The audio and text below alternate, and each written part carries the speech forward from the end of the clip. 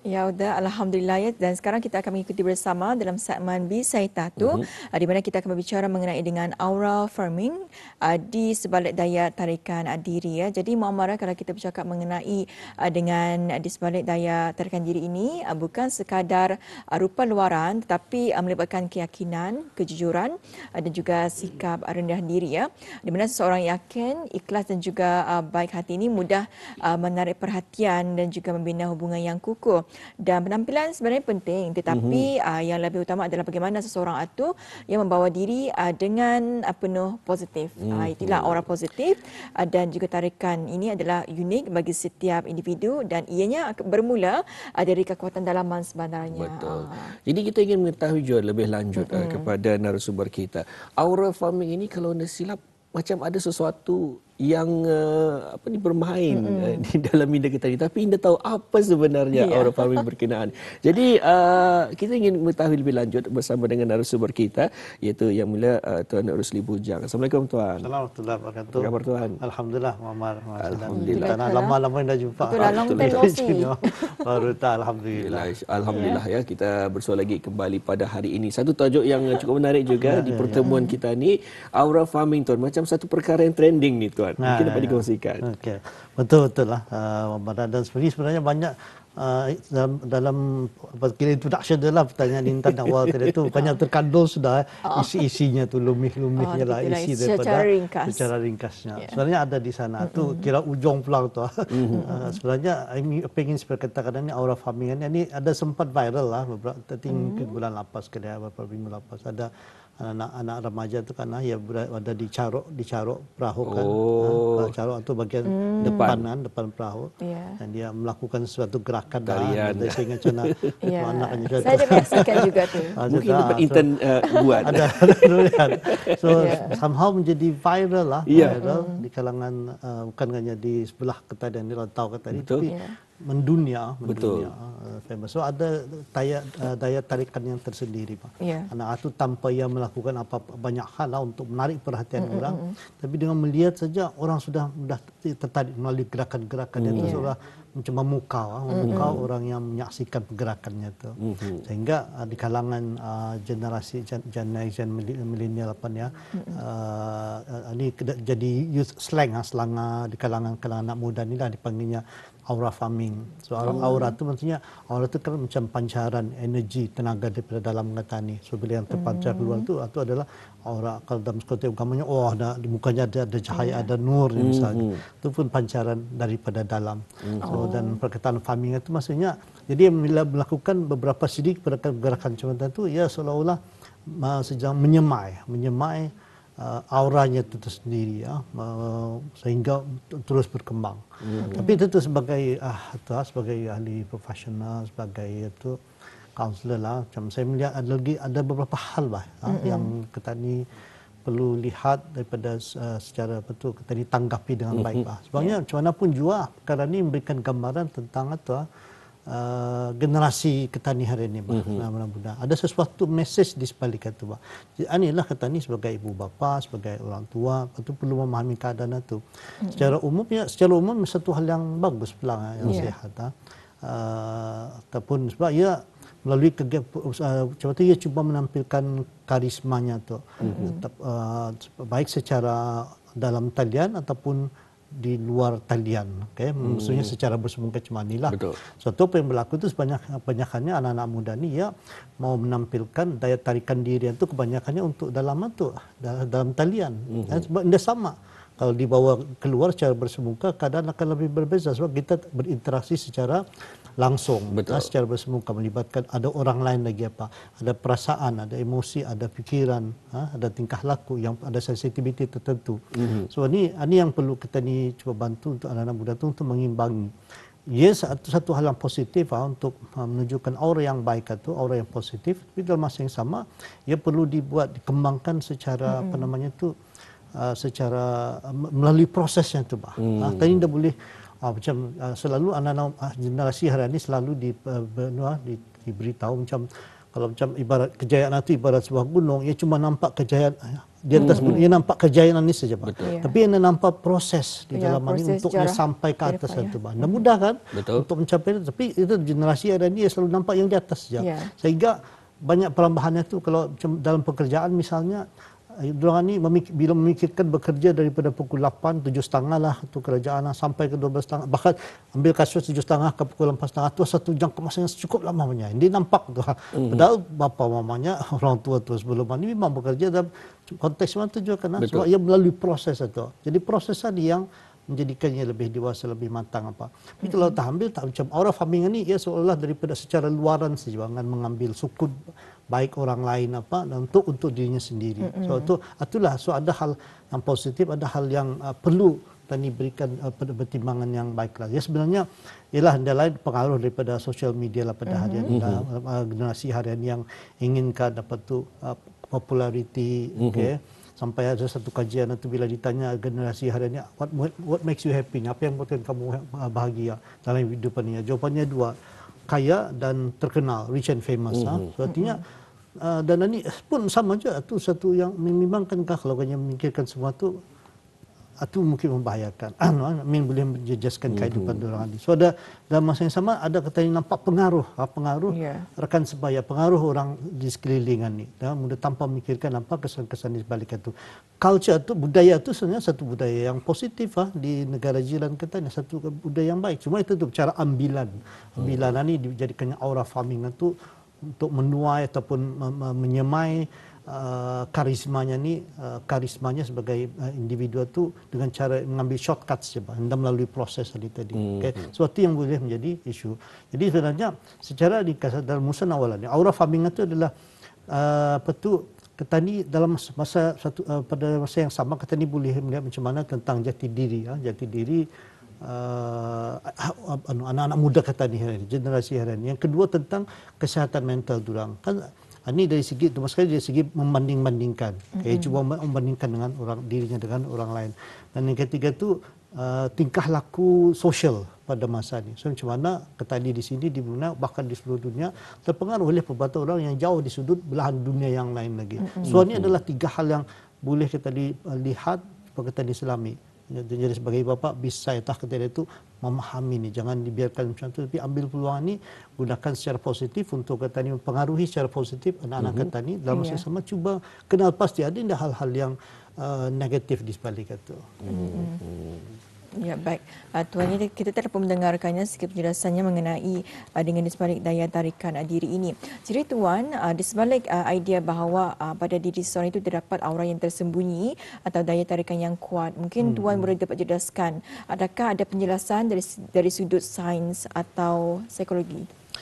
Terima kasih. So, itulah tujuan dalam segmen Bisaya Tato ini saya cuba mengupas isu-isu semasa, perkembangan semasa ini daripada perspektif psikologi supaya kita ini mendapatkan pemahaman yang lebih kukuh tentang kejadian-kejadian semasa. Habis sebelum saya terkadang bila yang menyebut aura farming ini, pernah terkadang Anda juga pernah terdengar ada cerita tentang petani, seorang petani lah zaman dahulu yang ni ada terdapat kuda untuk menguruskan pertaniannya itulah.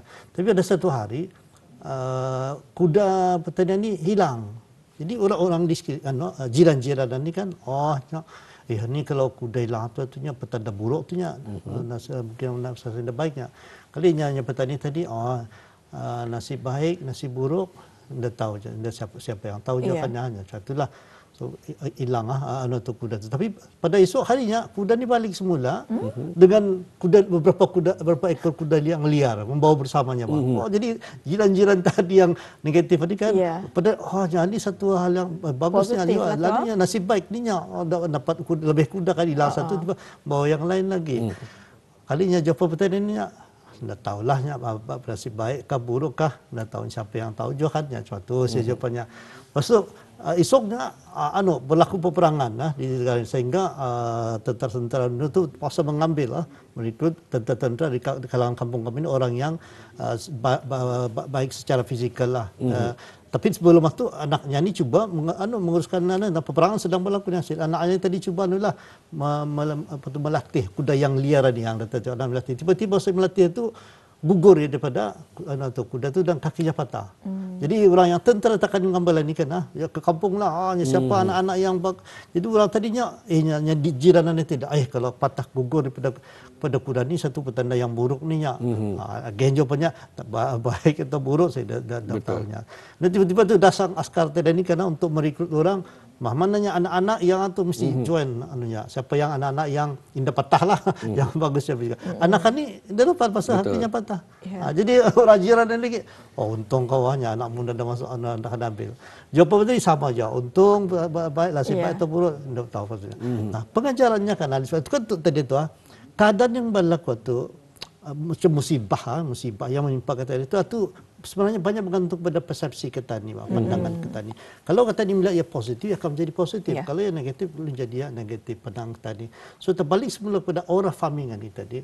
So kejadian-kejadian tadi tu yang belum terlatih tu, belum terbuktikan oleh generasi itu adalah untuknya mempunyai sudut pandangan yang mantap ni tadi bang. Tiba-tiba mudah saja terpengaruhkan sesuatu situasi itu tadi. Tapi kalau ia sudah cukup terlatih untuk menilai, membuat pertimbangan yang baik, so apapun sebenarnya banyak berlaku terhasil daripada perwatakannya itu yang tersendiri.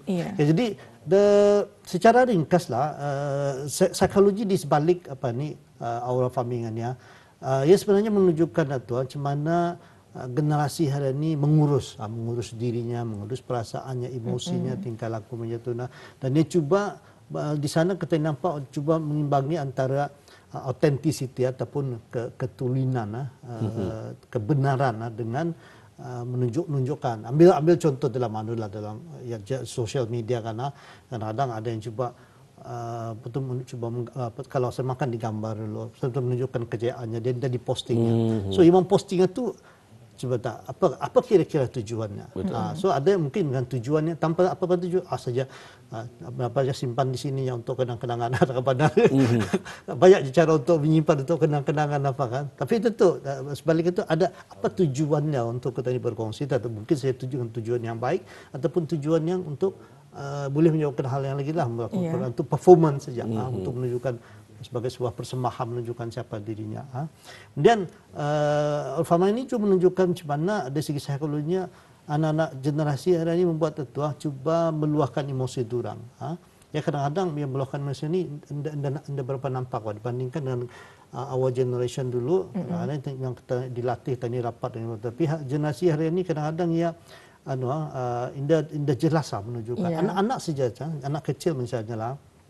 Kalau ia ditinggalkan, kalau bapaknya macam bertugas di luar negara untuk tempoh, kalau ikut kajian psikologi itu lebih daripada 6 bulan, anak itu bila ia balik, ia seolah macam dia berapa terkilala di kampungnya. Ia sebenarnya tahu, tapi ia seolah macam ada orang lain. Jadi berlaku ada gap sana. Kerenggangan gap salia berlaku itu. Jadi anak ini untuknya menunjukkan perubahan emosinya itu kadang berubah tingkah lakunya. Ia menjadi pemarah, ia menjadi pendiam. Suatu perubahan satu. Jadi aura farming yang menjadi viral itu sebenarnya satu bentuk emotional regulation cuma tadi peluahan bentuk emosi generasi hari ini dengan menggunakan image seperti itu. Adakah yang ini menunjukkan adakah dua orang punya daya keyakinan diri yang tinggi, adakah disebut tadi awal itu daya keyakinan yang tinggi ataupun sebaliknya rasa indah selamat, insecurity pada dirinya. Suatu ada dua hal yang itu. Kemudian dalam masa yang sama juga dia menunjukkan satu pembandingan kita ni secara sosial generasi hari ini ada masih lagi value di sini FOMO, fear of missing out.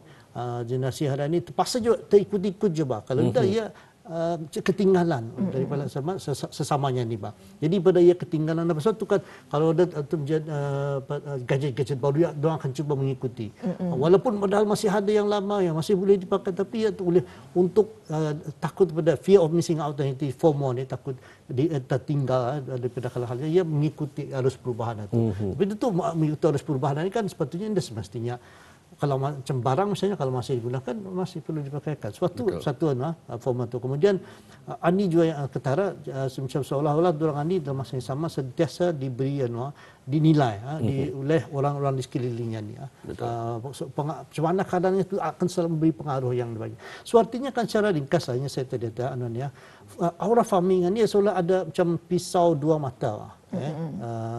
bergantung kepada individu ini macam mana ia melihat, macam mana ia merefleksi ataupun menyerapi, menginternalisasikan kejadian kepada dirinya sendiri. Satu sisi, kalau aura farming ini ataupun penjuburan dirinya, penjutikan semangatnya, pembentukan kepribadiannya itu kalau diambil secara positif, ini akan menunjukkan dirinya yang autentik, dirinya yang sejati, dirinya yang sebenar, kepribadian yang itu sehingga bawa kepada daya tahan yang tinggi. Itu yang positifnya. Tapi sebaliknya yang ya kalau saya itu double edged sword tadi kan, mata senjata punya dua mata tajam ini. Sebaliknya itu kalau ia cuma menampilkan dirinya ni macam dalam satu bentuk kepura-puraan, indah ikhlas, indah benar, dia ada-adakan apa.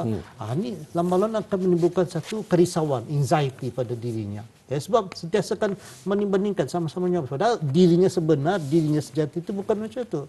Itulah aspek positif itu yang macam bagi saya perlu kita ni ambil tahu lah. Baik, bila Tuan ada menyentuh tadi mengenai dengan aura farming ini, secara ringkasannya juga untuk memahami adalah daya tarikan yang kuat dan ia tertumpu ataupun terpulang kepada individu berkenaan, baik ataupun buruk, positif ataupun negatif. Jadi Tuan, bagaimana ni untuk membangunkan aura ataupun tenaga positif bagi seseorang seperti di tempat kerja, bersama dengan keluarga, bahkan semasa kita memainkan pelbagai peranan dalam kehidupan sehari-hari? Adakah perlu untuk kata ni menari itu? Kadang-kadang dia mengapa ya bung terbit kena ni je. Macam mana? Betul. Okey, di sana data itu adakah perlu kata ni macam tu? Semestinya karena so ada 4 hal ingin saya kongsikan sebenarnya untuk petani menyemai sebenarnya secara positif.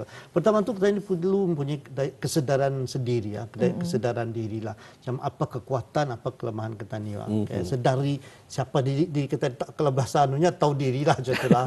Tapi tahu diri itu untuk tujuan positif, untuk petani lebih mengenali diri petani sendiri. So kalau di mana kekuatan, di mana kelemahan petani. Dari segi kekuatan misalnya aku mempunyai upaya untuk bercakap, untuk mempengaruhi orang secara positif. Dalam masa yang sama anda berapa suka bergaul. So diri petani sebenarnya itu yang perlu kita pahami. Itu yang maksudnya self awareness satulah. Artinya bila petani tahu kekuatan petani sebenarnya, itu yang akan petani tunjukkan dalam masa yang sama. Bukan hanya sekadar menunjukkan persona. Persona ini maksudnya topeng luaran petani yang bukan petani sebenarnya. Yang kedua tu supaya kita ni lebih mindful lah, berhati-hati, berjaga-jaga menggunakan media sosial pada hari ini lah. Jangan terlampau atau akan mengkongsikan segala-galanya tu. Semestinya kehidupan kita ini, bahkan kalau kita ini mau menjadi orang berjaya tu, jangan dikongsikan apa yang belum terjadi tu sehingga benda itu terjadi. Ataupun biarkan kejayaan itu yang bercakap tentang membedahkan kepada orang ini kejayaan setelah ia terjadi. Jangan sebelum terjadi baru tak. Ataupun sudah ada itu kita dikongsi-kongsikan.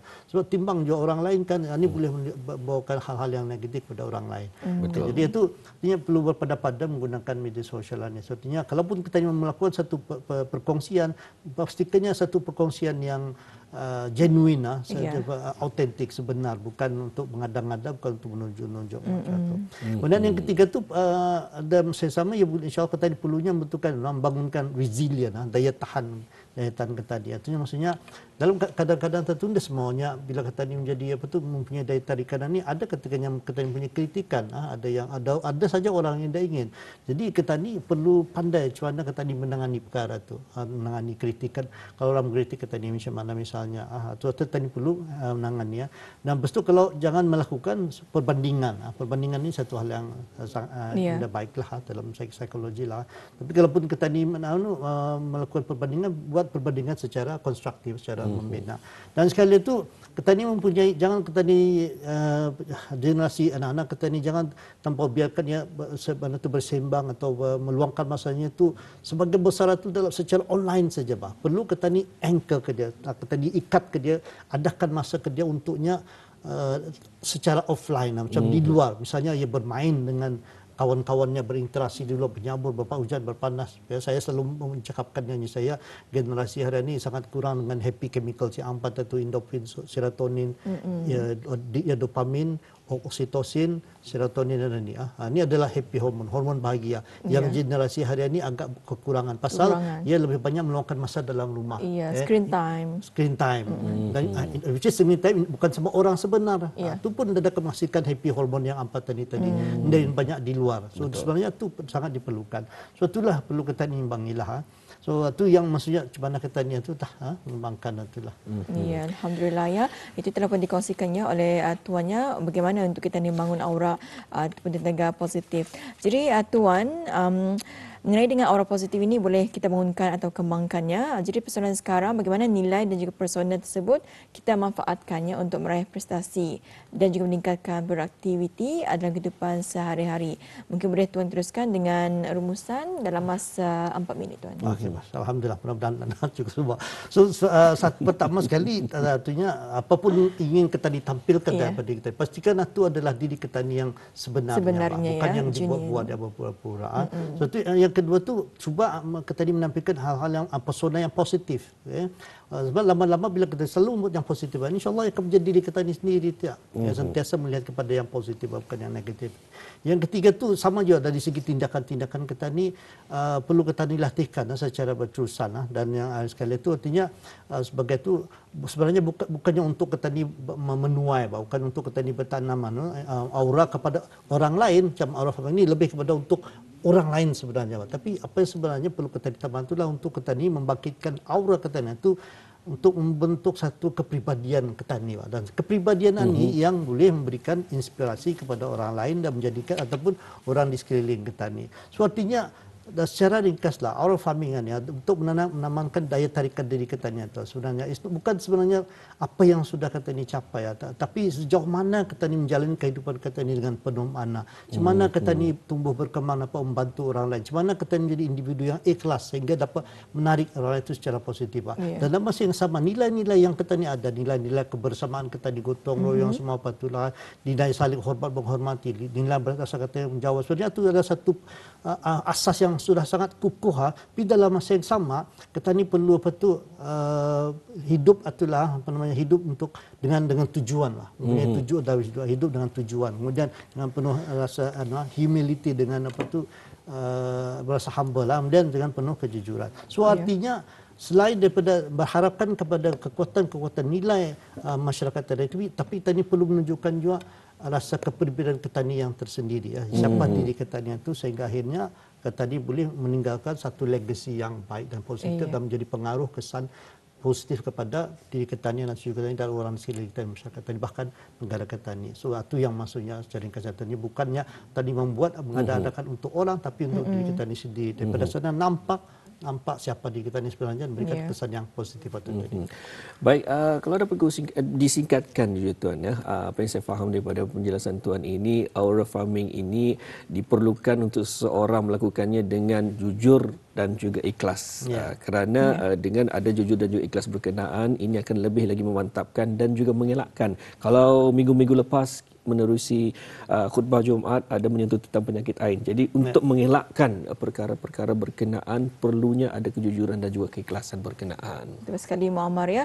Dan juga ni Muammar penting ya untuk seorang itu fokus membina kekuatan dalaman ya seperti karakter dan juga nilai diri agar daya tariknya itu kekal relevan dan juga bermakna. Bapak terima kasih diucapkan kepada Tuan Rusli bin Bujang kerana sudi ya untuk berkongsi dan juga memberikan penerangan mengenai dengan di sebalik daya aura positif ini dan mudah-mudahan dengan penjelasan itu kita ini dapat ya mencari apa antara kekuatan dalaman kita yang dapat kita ni tonjolkan. Yang penting adalah untuk kita ni sentiasa menjadi diri kita ni sendiri. Betul. Baik, itu kita ucapkan terima kasih sekali lagi kepada Tuan Jurusara Rusli Bujang. InsyaAllah Tuan kita busul lagi di lain keluaran. InsyaAllah. Assalamualaikum. Waalaikumsalam warahmatullahi wabarakatuh.